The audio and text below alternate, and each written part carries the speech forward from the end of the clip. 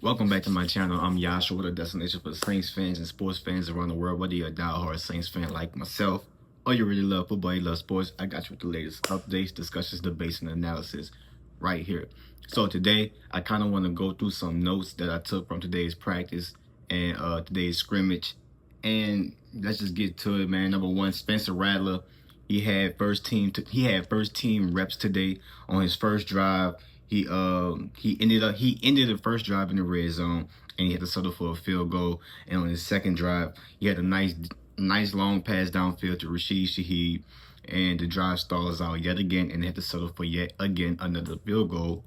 And then also I seen a lot of incompletions from Spencer Rattler today. He didn't look as consistent as he have been in practice, but it wasn't a bad day. It was just one of them days where it's like it's gonna happen. How you gonna bounce back? That's how I looked at it for Spencer Rattler today. Then you get into Tyler Shuck. On his first drive, he went 8 for 8. He had a touchdown. He looked decisive. He hit a huge third down conversion to wide receiver Kevin Austin Jr.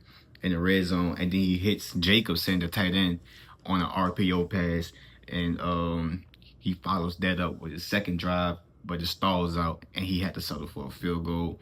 And on his third drive, he was sacked. He misses a tight end on the corner route, and he goes 4-out. What I want to say about Tyler Shuck, well, I'm gonna get into that. Well, no, I'm gonna get into it right now.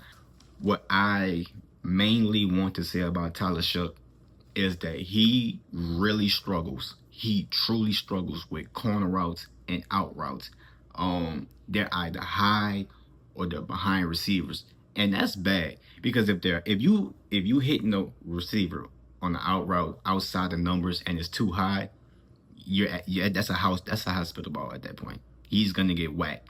If you hit a receiver but the ball is behind him, that's a house call for the cornerback. That's a pick six. He has to be able to keep that ball flat and in front of the receiver and tight to the sideline. I know it's what 10 days into training camp, but like that's something you learn that in high school, bro. You learn that in your freshman year in college. So he has to be able to keep that ball flat and on target, because anything else is either an injury or a house call. But receivers had a pretty good day. The one thing I noticed about the receivers today is they was really working the intermediate routes. So like 10-yard ends, 10-yard outs, comeback curls, corner routes. He was really working the intermediate route, and that's what I wanted to see. I know Chris Olave is a route demon. He can run any route on the route tree, but receivers like Rashid Shaheed, Bub Means, I wanted to see if they could work the intermediate routes as well, and they did pretty good. Especially Rashid Shaheed had a standout day yet again. And then you flip the ball over on the defensive side. Quincy Riley, the rookie, making plays. He had an interception, but it was ruled out against Chris Olave downfield. Well, it actually was in the red zone. It was ruled out, but hey, a pick is a pick to me in training camp. It was a good play. It was a good ball hawking, playmaking play that he had. And then follow that up with Kool-Aid McKinstry.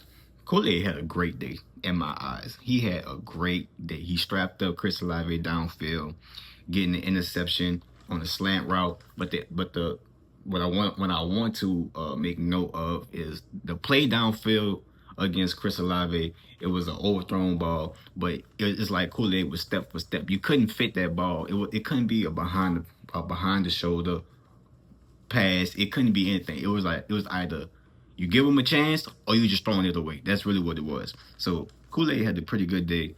Defensive line had a pretty good day as always. One thing I'm starting to see now, and it's a new trend, is like at first it was the trend was, oh, the offense is this. We know what we have in the offense. You know, everybody had an idea of what we had in the offense. But then training camp started to come around. And now it's the defense that's looking gritty. It's the defense that's winning battles. It's the defense that's winning reps. So it did a real 180 real fast. So let's see if the offense can get on schedule. Let's see if the offense can find their legs and get their legs back under them. This can be a really football team, but the offense, they got to bounce back.